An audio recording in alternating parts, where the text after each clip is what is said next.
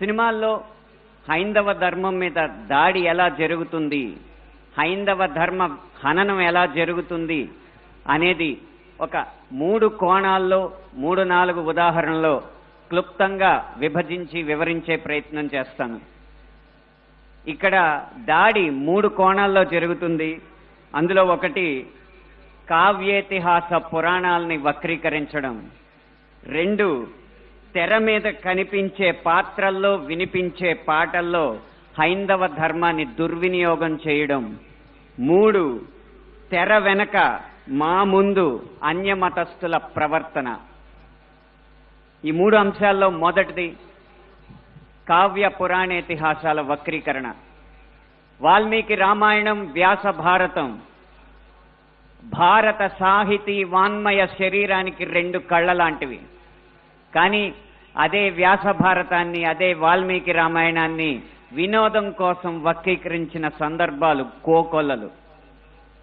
గత కొన్ని సంవత్సరాల ముందు వచ్చిన చిత్రాల నుంచి నిన్న మొన్న విడుదలైన కల్కి చిత్రం వరకు కూడా కర్ణుడికి పాత్రకి అనవసరంగా ఆపాదించిన గొప్పదనాన్ని చూసి ఒక సినిమా రంగానికి చెందిన వ్యక్తిగా నేను సిగ్గుపడుతున్నాను, నిర్మోహమాటంగా చెప్తున్నాను. అది కూడా ఈ కృష్ణా జిల్లా గడ్డ మీదే నిలబడి చెప్తున్నాను. అప్పటి చిత్ర దర్శకులు, ఇప్పటి చిత్ర నిర్మాతలు ఇదే జిల్లా వారికి చెందిన వారైనా సరే పొరపాటు అని మనం చెప్పకపోతే ఈ హైందవ ధర్మంలో పుట్టినట్టు కాదు, ఈ హైందవ ధర్మాన్ని ఆచరించినట్టు కాదు, హిందువుగా ప్రకటించుకోవడం వ్యర్థం అని చెప్పి ఘంటాపథంగా తెలియజేస్తున్నాను. ఇప్పుడే ఈ సభలో, ఈ గొప్ప సభలో సత్యవాణి గారిని అభినవ ద్రౌపదిగా వక్తలు అభివర్ణించారు. ఆవిడే ఒప్పుకుంటారా? నిండు సభలో ద్రౌపదిని వలువలు వలచండి అని సలహా ఇచ్చిన కర్ణుణ్ణి సూర్యుడు అంటే సత్యవాణి గారు లాంటి మహిళా మండలి ఒప్పుకుంటారా? గంధర్వుల్ని చూసి, గంధర్వ సైన్యాన్ని చూసి ప్రాణమిత్రుణ్ణి కూడా వదిలేసి ప్రాణభయంతో పరుగులెత్తిన కర్ణుణ్ణి ధీరుడు, సూర్యుడు, వీరుడు అంటే ఈ హైందవ సమాజం ఒప్పుకుంటుందా? ఇలా ఎన్ని విధాలు చూసినా దానంగా వచ్చిన రాజ్యంలో తనకొచ్చిన కొద్దిపాటి సంపదని ఏదో దానాలు చేసినంత మాత్రాన ధర్మరాజు అంత గొప్ప దాత అని చెప్పి కర్ణుడిని అంటే మన సమాజం ఒప్పుకుంటుందా?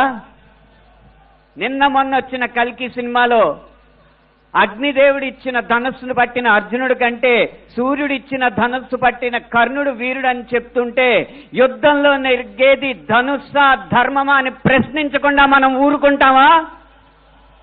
ఒక్క భారతంలోనే కాదు, వాల్మీకి రామాయణంలో రాయి ఆడదైనట్టు, రాళ్లను తేల్చి వారధైనట్టు, రాముడు లవకుశుల మధ్య యుద్ధం జరిగినట్టు ఇలా చిత్రీకరణకు అందంగా ఉండడానికి ఎన్నో అభూత కల్పనలు, ఎన్నో వక్రీకరణలు జరుగుతుంటే ఇంకా మనం ఇలా ఊరుకుంటూ ఉంటే ఎన్ని సినిమాలు ఎలా వస్తాయి? ఒక్క వక్రీకరణే కాదు, చిత్రీకరణలో, గీతాలాపనలో ఎన్ని రకాల హననాలు జరిగినాయో మనం గమనిస్తూ ఉండాలి. మీరు కొంతకాలం క్రితం ఒక హిందీ పాట వినే ఉంటారు, దమ్మరదం మిట్ జాయహం బోలో శుభశ్యాం హరే కృష్ణ హరే రామ్. రండి దమ్ము కొడదాం, కలుసుకుందాం, శుభ సాయంత్రం చెప్పుకుందాం, తర్వాత హరే కృష్ణ హరే రామ్ అందాం. భగవత్ తత్వాన్ని, భగవద్భక్తిని జగత్ ప్రస్తుతంగా జగద్విదితం చేసిన ఇస్కాన్ వారి నినాదం హరే కృష్ణ హరే రామ్ ని ఒక ఐటమ్ సాంగ్ లో పెట్టుకుంటే ఒప్పుకుంటామా? మీ ముందు ఇప్పుడు 2 దారులు ఉన్నాయి. కాళీ అన్న సినిమా డాక్యుమెంటరీ పోస్టర్లో కాళికామాత సిగరెట్ కాలుస్తుంటూ ఒక పోస్టర్ వేస్తే మన ముందు 2 దారులు ఉన్నాయి. ఒకటి నిమ్మకు నీరెత్తినట్టు కూర్చోవడం, 2 నిగ్గదీసి నిలదీయడం. మీ దారి 1 2? పీకే అన్న సినిమాలో రాయి మీద పాన్ పరాగు ఊసి అదే శివలింగం అని చెప్పి వెటకారం చేసి అన్య మతస్థుల మందిరాల్లోకి మాత్రం వెళ్లకుండా వాళ్ళు తరిమి కొట్టినట్టు తెలివిగా తప్పించుకున్నారు. అప్పుడు మన ముందు 2 దారులు ఉన్నాయి, నిమ్మకు నీరెట్టినట్టు నుంచోవడం, నిగ్గదీసి నిలదీయడం. మీ దారి 1 2? కాస్మిక్ సెక్స్ అన్న సినిమాలో ఇంత అద్భుతమైన పీఠాధిపతుల ఆహార్యాన్ని అనుకరించి గురువులు పీఠాధిపతులు వచ్చిన శిష్యురాలతో శృంగార కార్యకలాపాలు చేస్తున్నట్టు చూపెడుతున్నారు. మీ ముందు రెండే దారులు ఉన్నాయి. ఒకటి నిమ్మకు నీరెత్తినట్టు కూర్చోవడం, రెండు నిగ్గదీసి నిలదీయడం. మీ ఆప్షన్ ఒకటా రెండా? ఎంఎఫ్ హుసేన్ లాంటి చిత్ర దర్శకుడు, చిత్రకారుడు సరస్వతి దుర్గా మాతల బొమ్మల్ని అశ్లీలంగా వేసినప్పుడు వారి కోవలోనే అక్రమ్ హుసేన్ అనే చిత్రకారుడు కృష్ణుణ్ణి బార్లో ఉంచి గోపికల్ని బికినీల్లో చిత్రించినప్పుడు మన ముందున్న దారులు రెండే రెండు. ఒకటి నిమ్మకు నీరెత్తినట్టు కూర్చోవడం, రెండు నిగ్గదీసి నిలదీయడం. మీ దారి ఒకటా రెండా? ఛత్రపతి శివాజీ తర్వాత అంత గొప్ప మరాఠా యోధుడు బాజీరావుని బాజీరావు మస్తానీగా ప్రేమ పిచ్చోడుగా చిత్రీకరించినప్పుడు మన ముందు రెండే రెండు దారులు ఉన్నాయి. ఒకటి నిమ్మకు నీరెత్తినట్టు కూర్చోవడం, రెండు నిగ్గదీసి నిలదీయడం. మీ దారి ఒకటా రెండా? ఇలా ఇన్ని విధాలుగా హననం జరుగుతుంటే ఇంకా మనం నిశ్శబ్దంగా కూర్చుంటే అది మన హైందవ సమాజానికే కళంకం అని నేను మనస్ఫూర్తిగా తెలియజేస్తున్నాను. పాటని ఎలా ఉపయోగించచ్చో, అదే హరే కృష్ణ హరే రామ్ని ఎలా ఉపయోగించచ్చో సీతారాం శాస్త్రి గారు మనకు తెలియజేశారు. హరే రామ హరే కృష్ణ కృష్ణ కృష్ణ హరే హరే.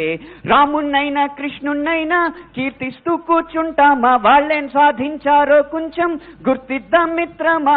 సంద్రం కూడా స్తంభించేలా మన సత్తా చూపిద్దామా. సంగ్రామంలో గీతా పాఠం తెలుపమా.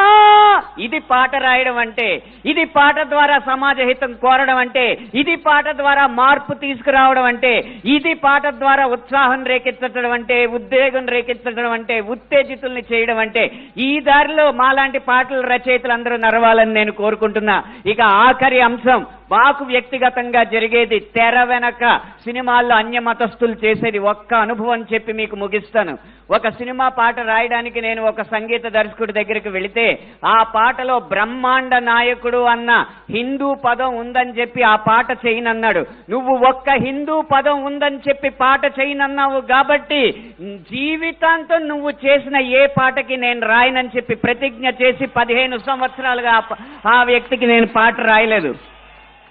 అలాగే ఒక పక్క రాష్ట్రం సంగీత దర్శకుడు వెళ్ళగానే దర్శక నిర్మాతలతో తిరుపతి ఆలయ విధానాలని విమర్శిస్తూ ఉంటే వాళ్ళు మిన్నక కూర్చుంటారు. ఎందుకంటే వాళ్ళకి మార్కెట్ ఉంది కాబట్టి. ఇదే మనం గీత గీయాలి కింద. సినిమా అనేది నేను ముందు చెప్పినట్టు వ్యాపారాత్మకమైన కళాత్మకమైన వ్యాపారం కాబట్టి ఆ వ్యాపారాన్ని సినిమాకి లేకుండా చెయ్యాలంటే హిందూ ధర్మాన్ని హననం చేసే సినిమాలని, హిందూ ధర్మంపై దాడి చేసే సినిమాలని ప్రభుత్వం బహిష్కరించకంటే ముందు మనం తిరస్కరించాలి. బహిష్కరణ కంటే తిరస్కరణే గొప్ప మార్గం. ముందు మనం తిరస్కరిద్దాం. వాటికి వ్యాపారం రాదు, డబ్బులు రావు. డబ్బులు రాకపోతే ఏ నిర్మాత వచ్చి హిందూ ధర్మాన్ని హననం చేసే సినిమా తీస్తాడో మనం చూద్దాం. భం భం భం భం భళా భళా మోగిందిర శంఖారావం, ఇది హైందవ శంఖారావం. హిందూ బంధువులందరొక్కటై ముందుకే గమని భావం, ముందు చూపాలి ప్రభావం. 3 నిమిషాల ఈ పాట రాసే అవకాశాన్ని, 5 నిమిషాల ఈ ప్రసంగం చేసే అవకాశాన్ని నాకు ఇచ్చిన ఈ నిర్వాహకులకి వేవేల పాదాభివందనాలు